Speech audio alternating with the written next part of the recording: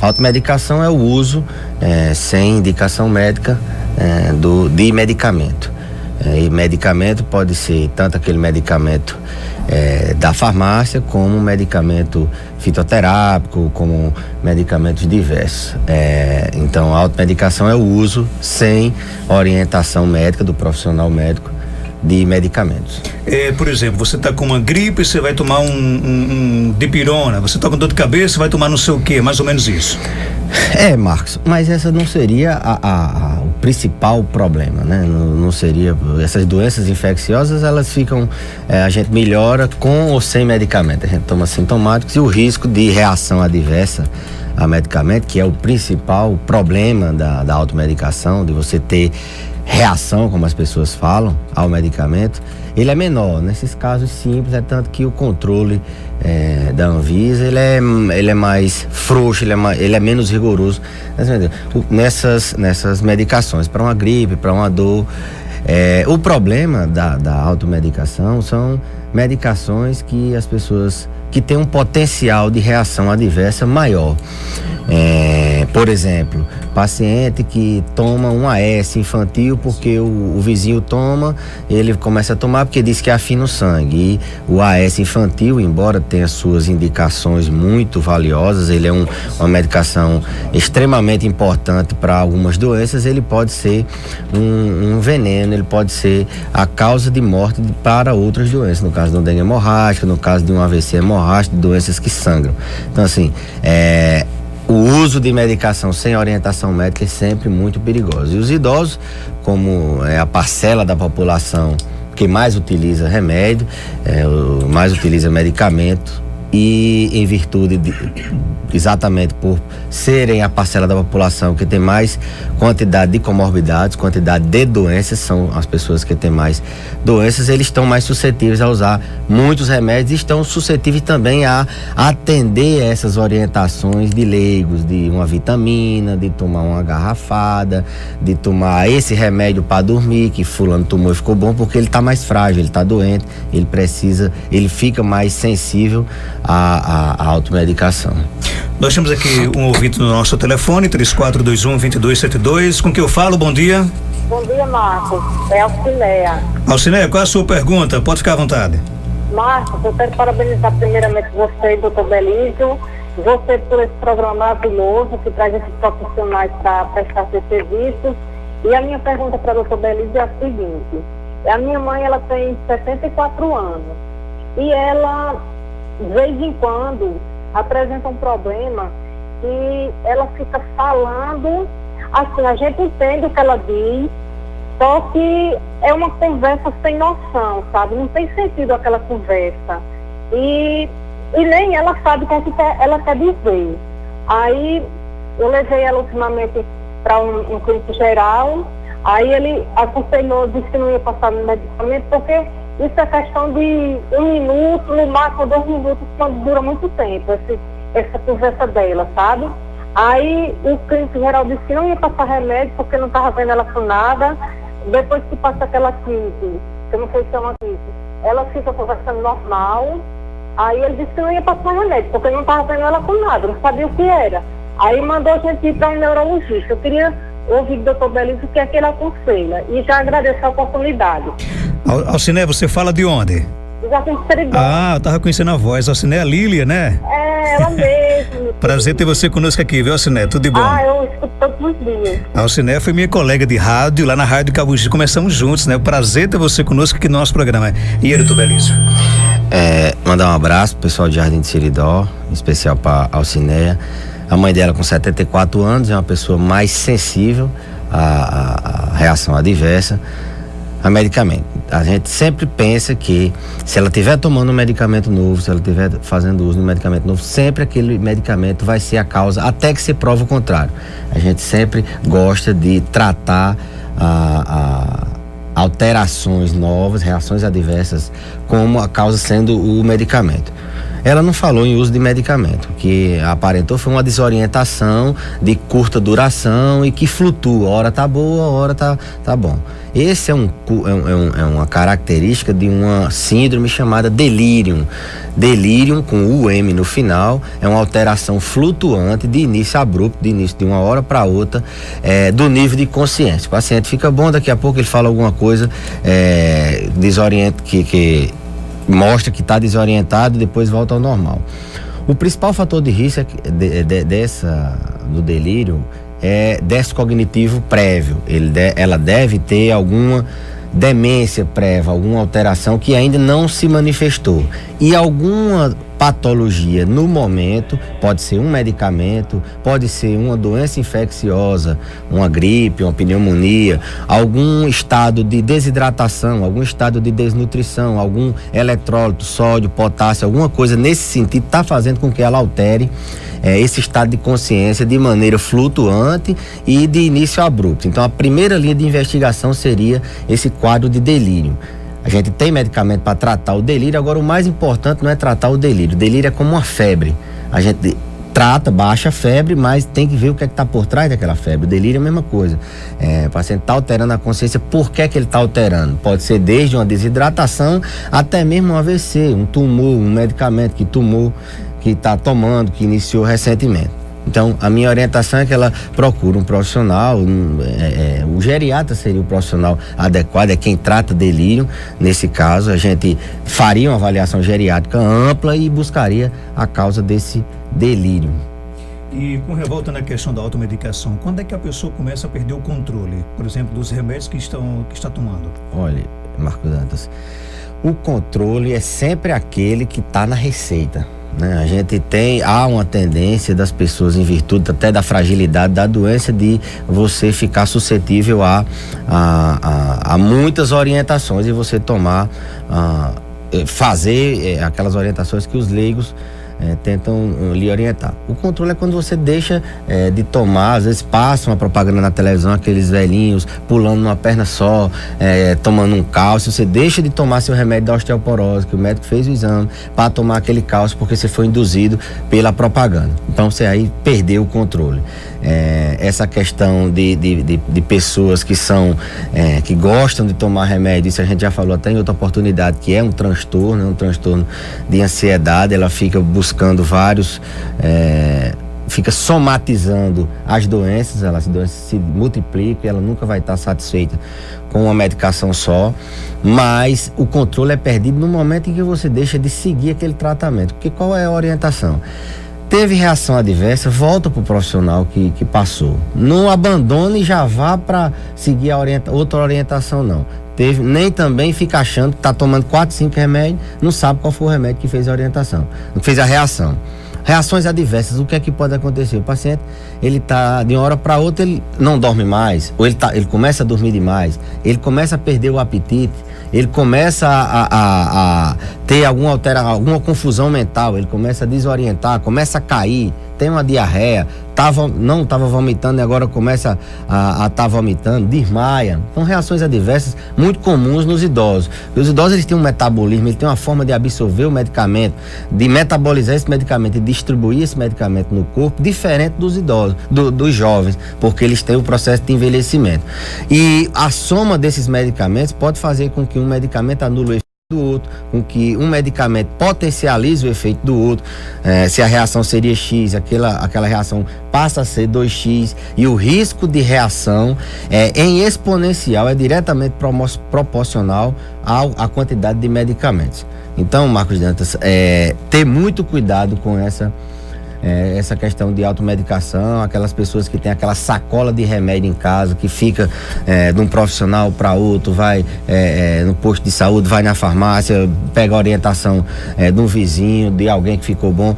essa recomendação de limpar essa farmácia em casa, ter medicamentos básicos, logicamente, aqueles remédios que tomou para um tratamento já foi mudado, ficar, isso é fundamental, de fazer uma limpeza e levar essa sacola. O que está tomando, olha, uma das orientações que eu queria deixar hoje é que toda consulta, independentemente que seja o profissional, você tem que levar os medicamentos que estão em uso. E é perigoso levar só a receita, porque às vezes é uma pessoa que compra, idoso tem muito isso, às vezes ele acha que está tomando e não está. Os remédios que se entregam no SUS, a cor deles são os mesmos. Os idosos, eles têm dificuldade de memorizar, os idosos, eles têm dificuldade visual, eles têm um raciocínio mais prejudicado, são mais suscetíveis, mais lentificados, são mais suscetíveis à demência, eles têm dificuldade enormes para poder tomar a medicação. Então é importante que isso faz parte da consulta, revisar a medicação que está tomando. Coloca na frente do paciente. Os pacientes às vezes até ficam chateados achando que a gente está desconfiando. Não é desconfiança, é o cuidado que a gente tem dessas reações adversas pelo uso inadequado da medicação. Coloca lá em cima da mesa, esse aqui está tomando que horas? Estou tomando tal hora, tal hora. Se tiver inadequado, você no final corrige. E esse aqui que não está na prescrição, esse foi fulano de tal, será que realmente eu preciso tomar? Então, é por aí que a gente tenta abordar a automedicação pelo risco inclusive de óbito. A automedicação, ela pode matar. Eu, por exemplo, estou com uma doença e fui ao consultório de Dr. Belísio, você me passou tal remédio, né? E eu tomei, me recuperei, fiquei bom. Aí, digamos que daqui a 2-3 meses eu volto a ter a mesma doença. O remédio que você me passou naquela primeira consulta já não vale mais? Depende. Se for a mesma doença, se for a mesma patologia, serve, independente, mas naquele momento, aquele segundo momento, será que você vai estar com as mesmas condições? Será que você vai estar no mesmo peso? Será que você vai estar fazendo alguma atividade física? Será que você vai estar dormindo da mesma forma? Depende da doença. Se for uma gripe, remédio para gripe é um só, mas se for uma depressão, você pode estar tomando um remédio, naquele momento você está com aquelas ideias negativas, aquela manifestação da depressão. É depressão, mas a depressão, ela se manifesta de várias formas, entendeu? É um delírio, é uma pneumonia, ela se manifesta de várias formas. No caso de uma pneumonia, já não seria o mesmo medicamento, é a mesma pneumonia, mas a resistência bacteriana pode acontecer nesse período. Você tomou um antibiótico, no segundo momento, você teve uma nova pneumonia, será um novo antibiótico, porque aquelas bactérias que você matou na primeira pneumonia, que você debelou na primeira pneumonia, elas podem estar resistentes àquele antibiótico, não funcionar mais. É o que acontece em paciente que tem alta, ele vai no hospital, interna, quando ele é readmitido num certo período, a gente tem que ampliar o espectro do antibiótico, ampliar a ação desse antibiótico, porque provavelmente fez resistência bacteriana. Então, tomar o mesmo medicamento, se é uma doença simples, alguma coisa que realmente é uma dor, uma enxaqueca, até porque você já tem um remédio em casa, tudo bem. Mas se for uma doença mais séria, que você tem um acompanhamento, que você está sempre indo na unidade de saúde, no serviço de saúde, eu não recomendaria fazer o mesmo tratamento. A nossa ouvinte Malu, ela está perguntando o seguinte: eu sou ligada e não tomo anticoncepcional, mas quando quero atrasar a minha menstruação, sempre tomo. Ela quer saber se isso faz mal à saúde. Olha, não é bem minha praia de ginecologia, mas quando eu passei na faculdade, não é uma boa prática de você. Ela continuar a cartela, não é isso que ela está dizendo? Quando ela quer atrasar a menstruação. Só quando ela quer atrasar a menstruação, né? Porque a questão dos anticoncepcionais, eles são programados para naquela época ter aquela quantidade de hormônio. Então, o ciclo menstrual, o ciclo ovariano, ele tem uma quantidade de hormônio para determinada época, para proliferar células, o útero amadurecer, preparar para receber o feto e descamar, que é a menstruação, num determinado tempo. Se ela emenda, se ela continua essa dose, ela atrapalha o ciclo ovariano e atrapalha também a questão da menstruação. Isso não é bom. A nossa ouvinte, deixa eu só confirmar aqui, Maria das Vitórias está perguntando como é que faz para, ela disse que é quase uma dependente de remédios, principalmente para dor de cabeça. Existe um tratamento para deixar de ser dependente? Existe o tratamento para doença dela. Dor de cabeça é uma doença que tem tratamento, e o tratamento não é só o sintomático, não é só na hora da dor de cabeça tomar o remédio, não. É também a enxaqueca, a cefaleia tensional, que é a dor de cabeça que não é enxaqueca, elas têm tratamento. Elas têm um tratamento que a gente chama de profilático. A gente faz um medicamento, o paciente fica tomando todo dia e ele não tem crises, entendeu? Então, não se trataria dependência nesse caso, existem sim dependência de medicamento que causa dependência, aqueles remédios, tarja azul, aqueles para dormir, aquele diazepam, bromazepam, rivotril, esses sim causam dependência, que se você parar, você tem uma abstinência física, você fica sentindo a necessidade de tomar o medicamento, é como o álcool, por exemplo. Mas nesse caso da dor de cabeça, da enxaqueca, existe um tratamento que vai fazer com que ela evite de ficar tomando medicações nas crises, medicações às vezes em altas doses para poder debelar uma crise de dor de cabeça e de enxaqueca. Então é tratar a enxaqueca de maneira adequada. Então nada de se medicar, de se automedicar, principalmente pela internet, né? Principalmente pela internet. A internet está farta de conhecimento fútil, está farta de conhecimento de qualquer um, coloca lá. A internet não tem o exame físico, não tem como você examinar a pupila, não tem como você examinar a boca de um paciente, a pele, não tem como você palpar um abdômen, escutar um coração, escutar o pulmão. A internet ela dá informações gerais, em dor de cabeça, mas existem vários tipos de dor de cabeça, uma perda de sono, vários tipos de perda de sono, e não dá para você ter uma orientação para onde mais ou menos você vai seguir. A internet é um meio de informação muito útil às vezes, mas também é muito fútil. Então você tem que filtrar e procurar o profissional, ser examinado, isso é o grande chão.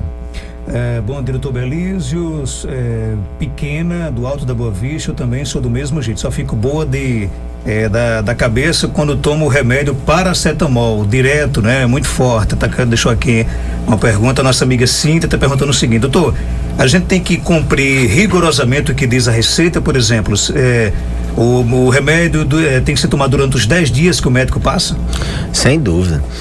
Quando a gente vai estimar o tempo de tratamento para uma patologia, a gente, isso respaldado na literatura, medicina hoje não é mais uma medicina do achismo, não é porque o doutor Belísio acha, medicina é baseada em evidências. As evidências mostram que aquele tratamento tem que ser cumprido pelo aquele tempo.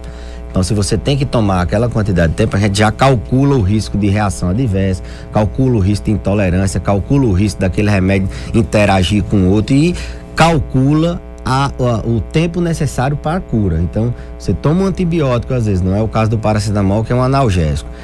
Toma um antibiótico 3 dias. Você remite sintomas, você fica sem sintomas, mas a bactéria ainda está por ali, você tem que tomar os 7 dias como o médico passou. Então, fazer o tratamento pelo período correto é fundamental, isso faz parte das obrigações, eu diria assim, dos deveres do paciente. O paciente às vezes cobra muito direito de, não fiquei bom, eu quero isso, quero aquilo, mas tomou o remédio no tempo certo, voltou assim que suspendeu. Então, seguir o tratamento no tempo certo seria uma das formas de a gente prevenir da doença não ser curada ou dela cronificar, ficar pro resto da vida. O paracetamol, como ela falou, é uma medicação perigosa quando em altas doses. A gente pode ter uma hepatite, uma intoxicação do fígado em virtude de altas doses do paracetamol. Os idosos, eles tomam muito analgésicos, tomam muito anti-inflamatórios. É muito comum pegar idoso tomando aquele cachetezinho vermelho que vende baratinho, que é o diclofenaco. Alivia muita dor, mas só o efeito são 8 horas, ele tem que repetir, e aí fica tomando, e o anti-inflamatório, não só o diclofenaco, como o piroxicam, imesolida, o tenoxicam, enfim, vários outros, o ibuprofeno, vários outros, eles causam irritação no estômago, pode causar uma úlcera, você sangrar o estômago. Eles declinam a função renal. O idoso, ele já tem um rim mais fraco, ele tem um grau de insuficiência renal, já é um potencial renal crônico, ele pode levar o paciente para hemodiálise, perder o rim totalmente. O inflamatório, ele retém muito líquido no organismo, e o paciente que tem insuficiência cardíaca já tem muito líquido no corpo e o coração não consegue bombear, ele descompensa essa insuficiência cardíaca, ou seja, ele tem um problema no coração, ele pode ter um infarto. O anti-inflamatório, ele aumenta a pressão, e são diversos outros medicamentos que os idosos tomam, que são mais suscetíveis a tomar e que causam efeitos adversos. né? E a gente evita muita cascata iatrogênica. Não, eu vou fazer tá tomando anti-inflamatório, então eu vou fazer um remédio para proteger seu estômago. Aí toma um remédio para proteger o estômago. Esse remédio para proteger o estômago, ele está inibindo a absorção de alguma coisa, do cálcio, da vitamina B12. Aí você suplementa a vitamina B12 e o cálcio. O cálcio ele dá constipação, ele prende o intestino. Aí você faz uma medicação para soltar o intestino. Aí quando você faz essa medicação para soltar o intestino, você desidrata. Aí você vai ter. Então, assim, é uma cascata. Iatrogênica, que a gente chama. Então, para evitar a cascata iatrogênica, a gente lança mão de alguns recursos. Lança mão de, por exemplo, matar ao invés de você usar um anti-inflamatório, a gente usar um menos irritante ao estômago, ou algum que não tem esse efeito. Associar medicamentos num só, isso facilita a tomada de medicamento pelos idosos, favorece a adesão ao tratamento. Tem algumas estratégias que a gente utiliza para diminuir os riscos das reações adversas aos medicamentos, em virtude da automedicação e do uso de muitos medicamentos. Quem também está ali ouvindo, mandando um forte abraço, é a doutora Maria dos Remédios. Você falou em ginecologista, ela tá, a doutora Maria dos Remédios está ali ouvindo, vai estar aqui amanhã, inclusive, no nosso check-up no rádio, está também dizendo que gostou muito de quando você chamou a atenção para o uso, o cuidado com o uso da internet para poder se medicar. Doutora Maria dos Remédios, nosso abraço, amanhã ela vai estar aqui conosco, né? Ariolan Fernandes também está ouvindo a gente, Cida das Marmitas, diz que o pai dela é seu paciente e seu fã, além de paciente também é seu fã. Doutor Belísio, muito obrigado pela sua participação. Eu que agradeço, Marco, mandar um abraço para todos aí que estavam nos ouvindo e até a próxima terça-feira, se assim Deus permitir.